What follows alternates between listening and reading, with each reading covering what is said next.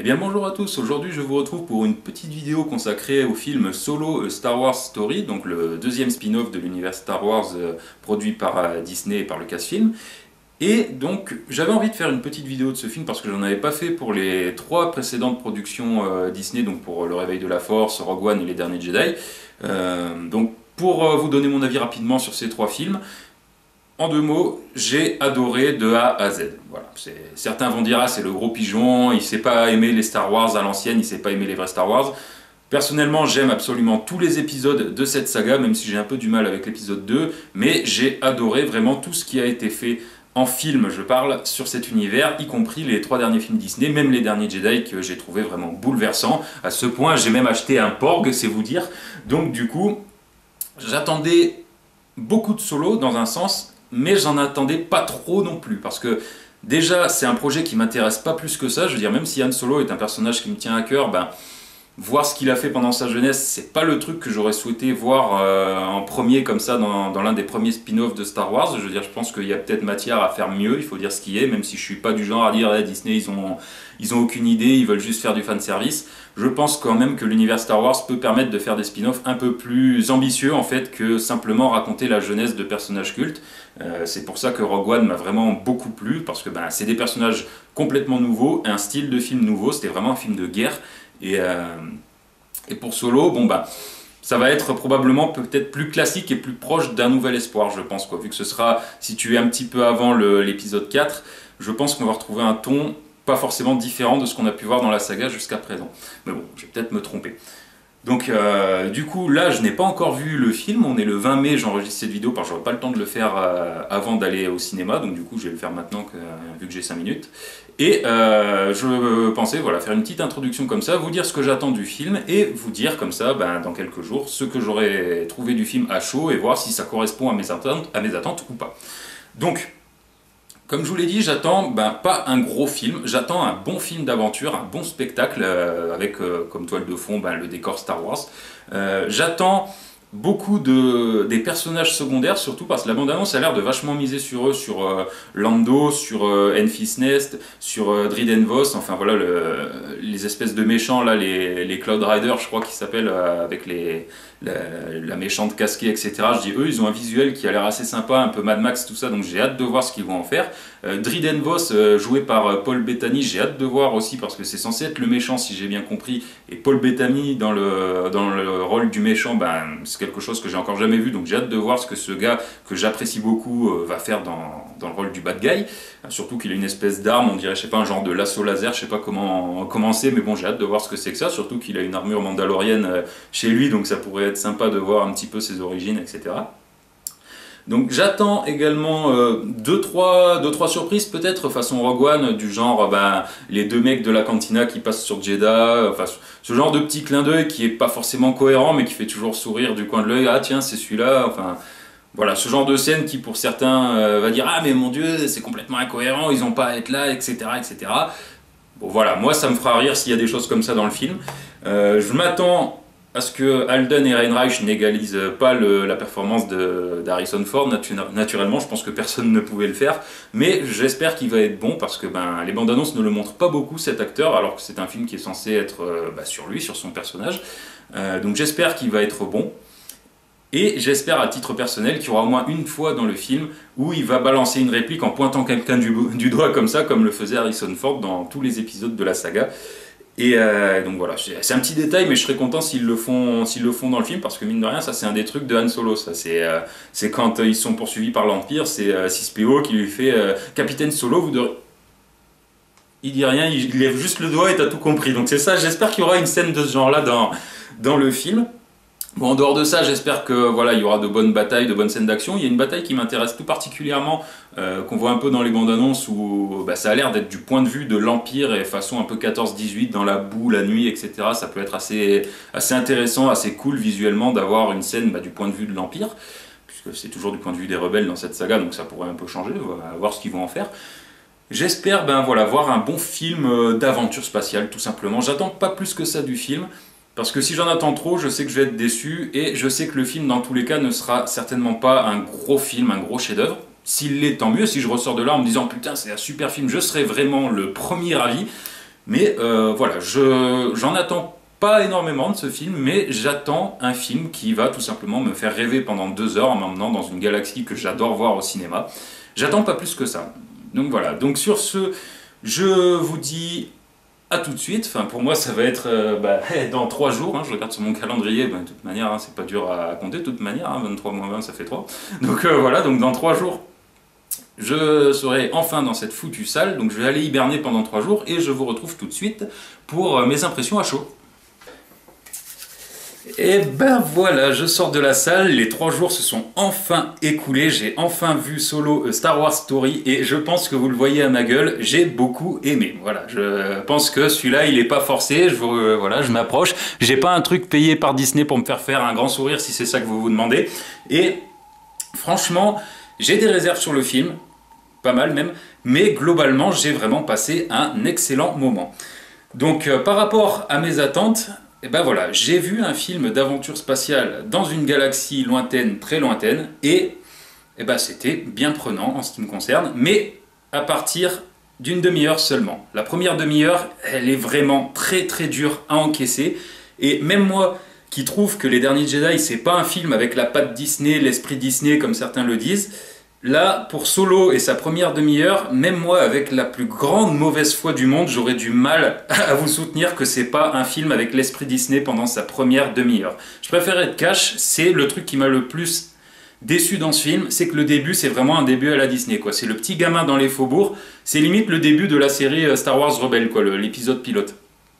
Et du coup, ça m'a pas trop emballé dès le début, surtout que la relation entre Han et Qi'ra, donc jouée par Emilia Clarke, elle fonctionne pas. Tout simplement, la relation entre Han et Qi'ra ne fonctionne pas parce qu'ils n'ont pas assez de temps ensemble au début du film pour qu'on s'attache à eux. Et surtout, c'est vraiment une histoire amoureuse des plus basiques, quoi. C'est vraiment conventionnel. Quand on se rappelle la relation entre Han et la princesse Leia, on se dit non, ça passe pas, c'est quoi ce truc à l'eau de rose, je veux dire, ça colle vraiment pas avec le personnage. Bon après, vous me direz, au début du film, le personnage a 18-19 ans, donc bon, il est con et amoureux comme on peut l'être à cet âge-là, je pense que tout le monde est passé par là, donc éventuellement on peut prendre sur soi et se dire bon allez, on va voir ce que ça va donner par la suite.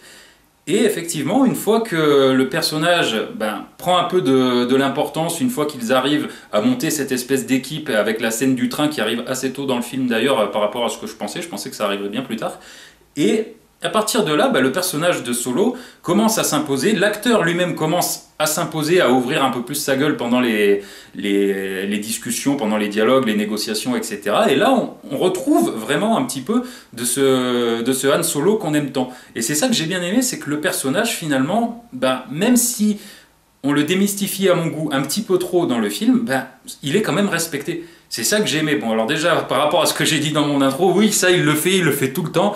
Donc peut-être même un peu trop pour certains, mais voilà, j'ai dit le mec il a vraiment adopté la posture, la gestuelle, mais il essaye pas de l'imiter avec des airs, etc., des petits sourires ou quoi. Non, non, le gars, voilà, quand il doit être arrogant, il est arrogant, mais il cherche pas à copier Harrison Ford. De toute manière, ça aurait été courir au suicide s'il l'avait fait.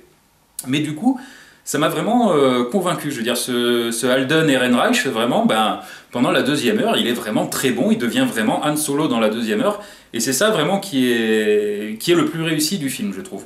Autre réussite, les scènes d'action. Donc il n'y en a pas énormément, c'est vrai, par rapport aux autres Star Wars, encore que, de mon humble point de vue, dans Un Nouvel Espoir, l'Empire contre-attaque, etc., il n'y a pas tant de scènes d'action que ça, mais là, dans Solo, il y en a 2 grosses, et après, par-ci par-là, vous avez quelques bagarres, quelques fusillades, mais rien de très très épique, il faut le dire.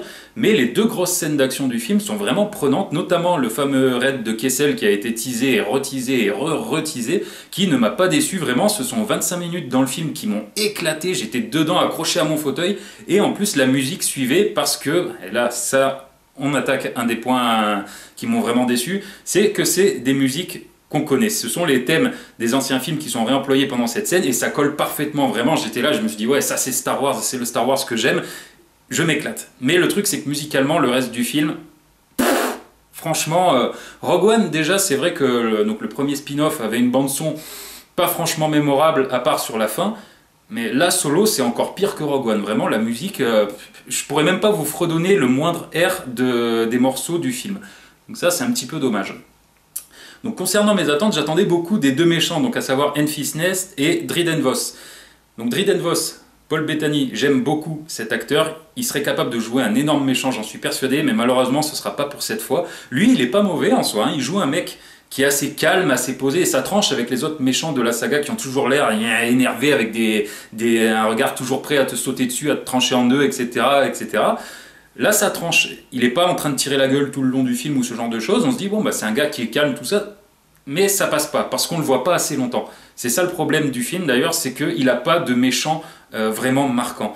Et c'est aussi le cas de Enfys Nest. Pourtant, sa première apparition dans le film, elle est vraiment cool. On se dit, putain, elle a de l'allure. Je dis elle parce qu'on sait depuis le début de la promo que Enfys Nest est une femme. Et je me suis dit, putain, là, ils nous ont pas menti, c'est pas Phasma.2, c'est vraiment un personnage qui va au cœur de l'action avec son gang. Et je me suis dit, ouais, ce personnage a de la gueule, j'ai hâte de le voir par la suite dans le film. En plus, il a une belle armure, franchement, il a une présence.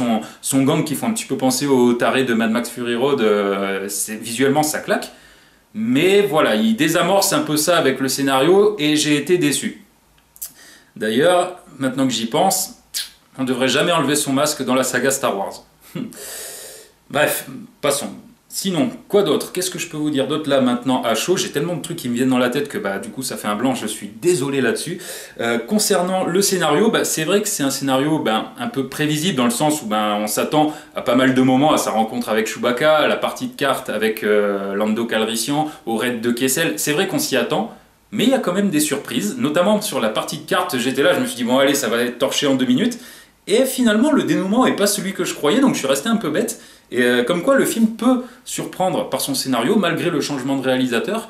D'ailleurs, puisque je parle du changement de réalisateur, on sent qu'il y a eu un changement entre-temps, parce que le film est monté d'une manière vraiment précipitée, et il ne s'attarde pas des fois à certains moments qui devraient justement être étalés un petit peu plus. Et c'est là qu'on se dit, bon, ça peut-être qu'avec les reshoots, ils n'ont pas pu faire plus de plans ou quoi que ce soit, et on se dit, bon... C'est un petit peu vite expédié, c'est un petit peu ça le problème du film, c'est qu'il passe vraiment, vraiment rapidement. Même s'il n'y a pas énormément d'action, il passe vraiment rapidement et on se dit putain mais j'aurais bien voulu revoir ça un peu plus longtemps, etc. Donc bon ça c'est un petit regret, mais il faut quand même souligner que Ron Howard a quand même fait un film qui tient debout et ça c'est plutôt sympa. Donc personnellement du coup j'ai beaucoup aimé. Je vois pas vraiment ce que je peux reprocher au film, si ce n'est de démystifier un peu trop le personnage par moment, notamment dès les premières minutes sur son identité, où là j'étais là et je me suis dit, bon, franchement l'explication est con, vraiment, même pour moi qui suis très tolérant vis-à-vis de ce qui est fait sur la saga depuis le rachat par Disney. Là, je me suis dit, on pouvait peut-être se passer de ça. Honnêtement, on pouvait se passer de ça et 2-3 trucs par-ci par-là. Mais il y a plein de clins d'œil qui sont bien trouvés. Il y a des références à l'univers, à certains personnages qu'on verra pas forcément de la saga. Mais on se dit, ouais, on est dans Star Wars, les personnages appartiennent vraiment au monde de contrebandiers. Les citations qu'ils font, si vous êtes un aficionados de la saga, vous allez comprendre plein de références qu'un spectateur lambda, par exemple, ne va pas comprendre. Notamment lorsqu'il parle de certains personnages. Tiens, c'est toi qui as tué au Racing. Ah, tiens, c'est toi qui as fait ci. Voilà, c'est ce genre de choses qui font que je me suis dit, ah ouais, c'est sympa, les personnages ont quand même un petit passé dans l'univers Star Wars et ils sortent pas totalement de nulle part en fait. Et c'est ça que j'ai bien aimé. Mais ils sont pas tous superbement interprétés. Woody Harrelson est génial comme d'habitude. Paul Bettany, je vous l'ai dit, il est en retrait, mais en soi il est pas mauvais. Emilia Clarke, ah putain, alors là, grosse déception, Emilia Clarke ne passe absolument pas. Franchement, j'ai rien contre elle et je fais même partie de ceux qui l'avaient bien aimé dans Terminator Genisys, mais là... On n'y croit pas une seule seconde à sa romance avec Anne, et c'est ça le talon d'Achille du film, c'est ça en fait. C'est la romance forcée entre Anne et Kira. Et quand tu regardes ça, tu te dis que non seulement ça colle pas au personnage, et surtout c'est tellement cliché que tu t'en serais passé volontiers, quoi. Et là pour le coup, ça fait vraiment histoire made in Disney. C'est vraiment pas pour ajouter un coup sur Disney, mais là vraiment pour le coup, ça ne passe pas. Donc... Est-ce que Solo sera un one-shot pour le coup? Parce que ça a été une de mes craintes aussi, je voulais pas que le personnage de Solo lance une franchise à lui. C'est un truc qui m'aurait vraiment énervé, je veux dire. Des spin-offs comme ça, des one-shots à la Rogue One, c'est excellent, mais maintenant lancer une deuxième franchise à chaque fois, voilà, je suis pas très chaud pour ça. Et la fin du film, notamment une scène dont je ne vous révélerai pas les deux personnages qui discutent, qui me fait dire que ouais, ils ont très envie de faire une suite et c'est fait de manière particulièrement maladroite et gratuite. Je vais être franc avec vous, si vous n'avez pas vu les séries The Clone Wars et Star Wars Rebels, même si vous avez vu tous les films, que vous les avez adorés de A à Z, vous allez regarder, vous allez dire, mais ils se foutent de ma gueule. Vous allez vous dire ça, je vous le garantis. Vous allez dire, mais qu'est-ce qu'il fout là? Pourquoi? Pourquoi maintenant? Je veux dire, comment est-ce possible? Et ça, je trouve ça, mais certes, cohérent dans la chronologie si on tient en compte les séries, mais c'est trop gratuit et c'est beaucoup trop réservé à une catégorie de fans qui est malheureusement pas si grosse que ça. Je veux dire, il y a beaucoup de monde qui va se dire, mais ça tient pas debout cette scène. Et c'est ça le problème, c'est juste qu'ils se sont dit, tiens, on va essayer de lancer des pistes pour faire un deuxième film avec Han Solo, avec Kira, etc. etc. Et c'est pas bien fait. Franchement, c'est pas le genre de scène qu'il fallait faire. Même si c'est un personnage pourtant que j'adore, ben ça passe pas. Ça passe pas. Donc voilà, qu'est-ce que je pourrais dire d'autre? Ben voilà, pour terminer, voilà, dernière chose, visuellement le film est beau, vraiment, j'ai lu partout que certains fonds verts étaient dégueulasses, qu'on voyait vraiment les CGI, etc. Franchement, ouais, il y a deux trois plans, c'est vrai, où on sent que c'est le fond vert, etc. Mais globalement, le film a une super photographie, des bons effets spéciaux, il y a des bonnes chorégraphies pendant les combats, c'est très bien monté, c'est efficace, et voilà, c'est vraiment un très bon spectacle. C'est sûr que c'est pas le Star Wars le plus indispensable qui soit et c'est pas un des meilleurs, mais c'est pas non plus l'un des moins bons de mon point de vue. Je veux dire, je vous le disais dans le prologue, j'ai énormément de mal avec l'épisode 2. J'ai préféré regarder Solo que me repasser l'épisode 2. Après, ça n'engage que moi, les deux ont le même gros défaut, à savoir une romance de merde, mais Solo a plus de passages comme ça, avec de la gueule, avec du caractère, et c'est ça que j'ai aimé dans le film, c'est qu'il a une identité. Même s'il n'est pas extraordinaire, parce qu'il y a eu les problèmes qu'on sait, le changement de réalisateur, les reshoots, etc., etc., même malgré tous ces problèmes, il a quand même son identité, son côté un petit peu western spatial, etc., et bah voilà, si on le prend comme ça, comme un bon film d'aventure, bah il peut pas décevoir parce que c'est rythmé, c'est efficace, c'est sûr que c'est pas hyper inventif, mais ça fait le taf. Voilà, ça fait le taf. C'est sûr que Han Solo mérite mieux. En toute franchise, voilà, même si j'adorais ce que j'ai vu, c'est sûr que Han Solo mérite un film un peu plus épique que ça. Mais avec le personnage et le peu qu'on savait de ce mec-là dans les films, on aurait pu avoir bien pire. Et franchement, je suis satisfait de ce que j'ai vu. C'est pas un grand Star Wars, c'est pas un énorme film, mais c'est un excellent divertissement et je ne lui demandais pas plus que ça. Donc voilà, bah écoutez, sur ce, j'espère que vous vous êtes autant amusé que moi dans la salle. Si vous n'êtes pas amusé, bah je suis désolé pour vous. Et sur ce, je vous dis à bientôt.